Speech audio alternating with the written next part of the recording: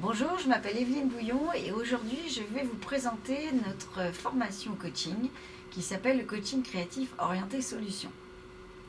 Alors c'est une formation qui existe depuis 2010 pour laquelle vous trouverez des témoignages sur notre site par les personnes qui ont suivi le parcours, qui est constitué de 10 journées sur lesquelles on va étudier les 9 outils les plus utilisés dans nos propres coachings.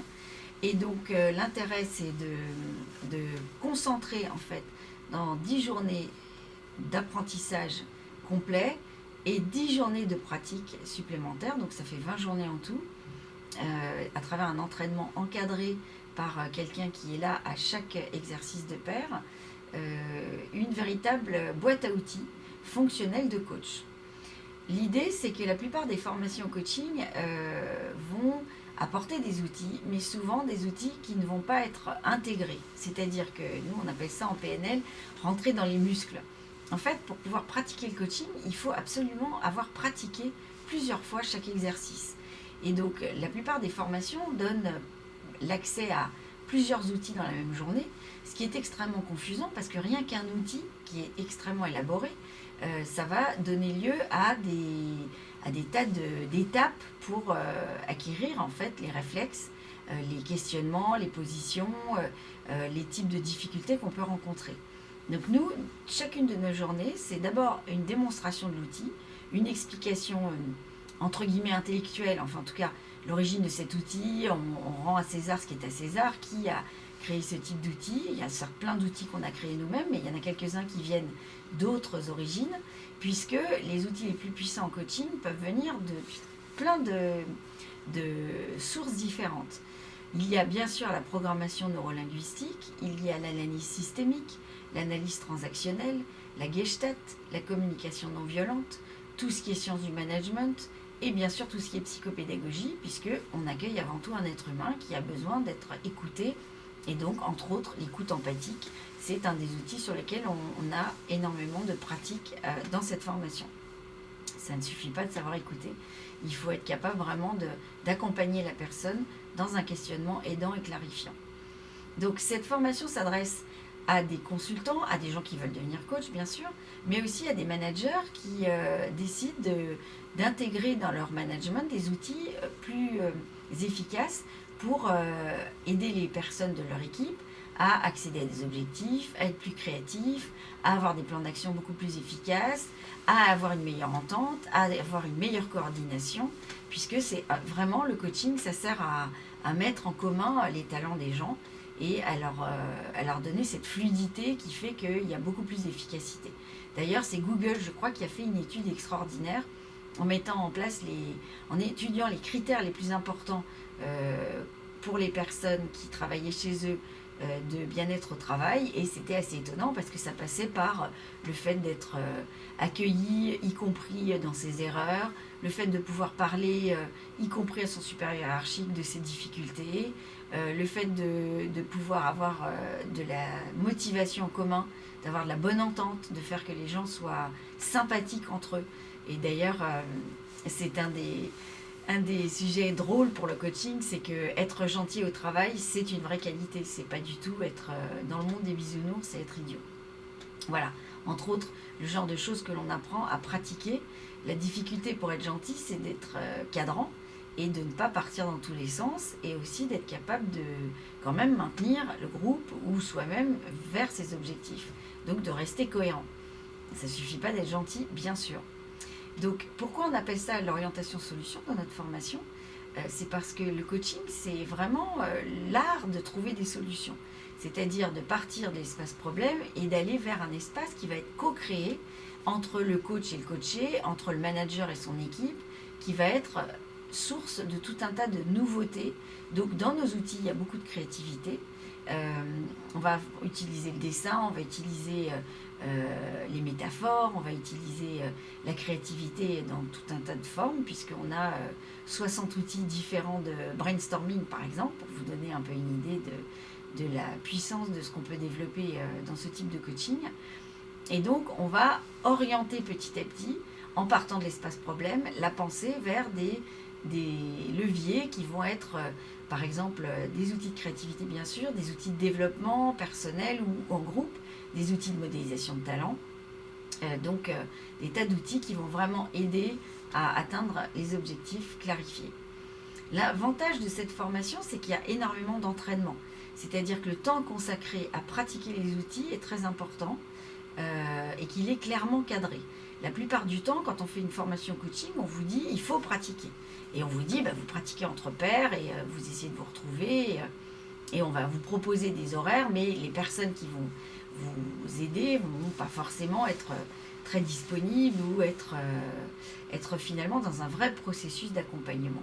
Nous, nos entraînements ou nos pratiques entre pairs, ça s'appelle comme ça, il y a véritablement un mode d'emploi écrit. D'ailleurs, toute notre formation est entièrement écrite. Donc vous avez, étant donné qu'on écrit des bouquins, on a 10 livres publiés de coaching, donc on sait écrire.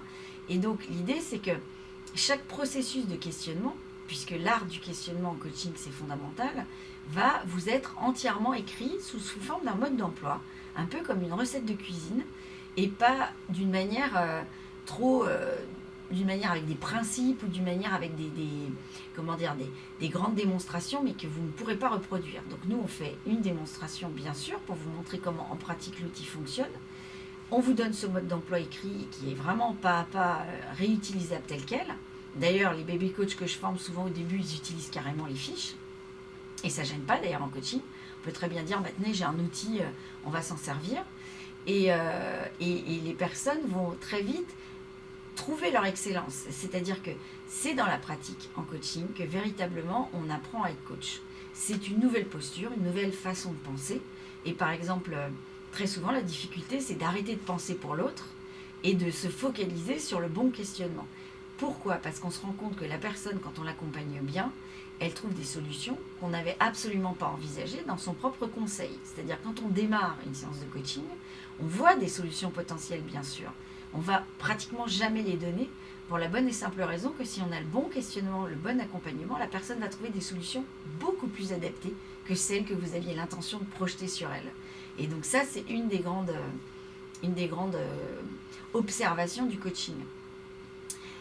Donc quand on amène les personnes jusqu'à la dernière journée où on leur fait passer véritablement un examen pratique de coaching, elles sont capables d'utiliser la majorité des outils vraiment qu'on leur a diffusés.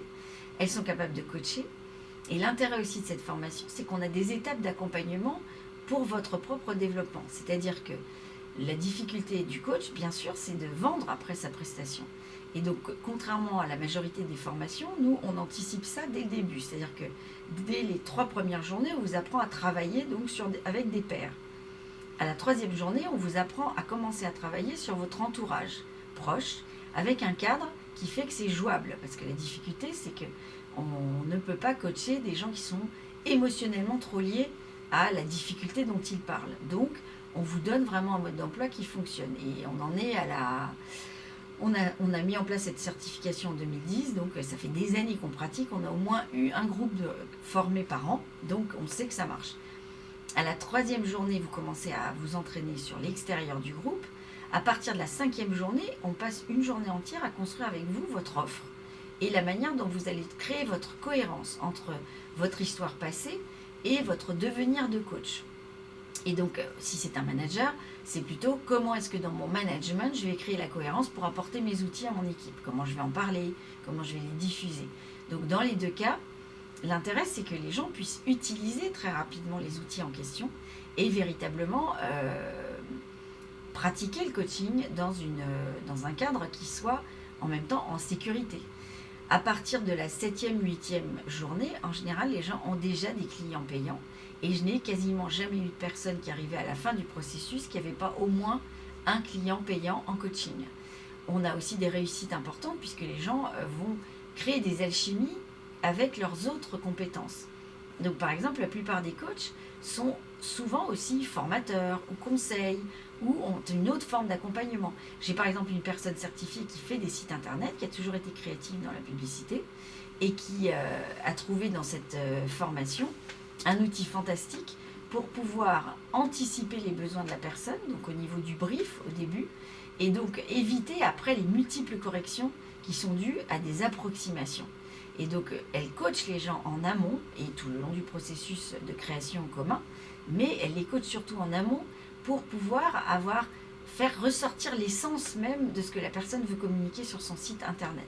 Et du coup, elle me dit qu'elle rentabilise beaucoup mieux. Elle arrive à un résultat de meilleure qualité et plus haut de gamme et plus adapté à la personne, plus lié à son identité. Donc voilà, c'est un des exemples potentiels de ce que peut apporter ce type de formation. Donc l'intérêt aussi de cette certification, c'est que c'est l'outil de base de notre travail et qu'après nous avons plein de modules pour continuer à parfaire en fait vos compétences selon les spécialités que vous avez envie de développer. Donc par exemple, si vous êtes très sensible aux émotions des gens, vous avez beaucoup d'empathie, vous allez probablement être intéressé par un petit module de 2 jours que nous faisons après, qui s'appelle la gestion des émotions difficiles en coaching. Ça, c'est une des choses sur lesquelles nous avons une offre très pointue et qui est construite sur 5 outils très précis par palier qui permettent d'accompagner pratiquement toutes les situations difficiles, émotionnelles. Ce programme est tout à fait accessible. Simplement, vous pouvez nous écrire par mail. Vous trouverez tous les renseignements sur meatus.fr et vous pouvez aussi nous appeler. Vous trouverez aussi nos coordonnées pour avoir plus d'informations. Elle est prise en charge par certains pôles emploi. Nous avons accompagné pour la région Île-de-France des tas de créateurs d'entreprises à l'époque de la subvention Cap Entreprise, par exemple. Donc nous avons largement assez de références et vous les trouverez dans notre site internet aussi. Voilà, j'espère que cela vous a intéressé. Vous pouvez aussi suivre notre actualité sur Facebook en vous connectant à mon nom, Evelyne Bouillon, et dans ma page, vous trouverez une rubrique spécifique, une page qui est sur l'information au coaching créatif orienté solution. Vous likez cette page et là, vous avez accès à tous les programmes en cours de certification, de nouvelles formations qui sont extrêmement intéressantes pour continuer à se former même quand on est coach. Il faut savoir que quand on est coach, on met le doigt dans un engrenage positif. Et pour ne rien vous cacher, j'ai fait environ une formation par an depuis donc 2009-2008, époque à laquelle je me suis reconvertie. Donc c'est un métier qui donne un appétit d'apprendre et un intérêt à acquérir de nouveaux outils, de nouveaux modes de réflexion, de nouveaux types d'accompagnement toute la vie. Et donc ça, c'est aussi une bonne nouvelle, c'est que vous allez continuer toute votre vie à vous améliorer dans ce domaine. Et c'est, je pense, notre cas. En tout cas, nous l'espérons. À bientôt, merci de nous avoir écoutés et n'hésitez pas à nous contacter. Au revoir.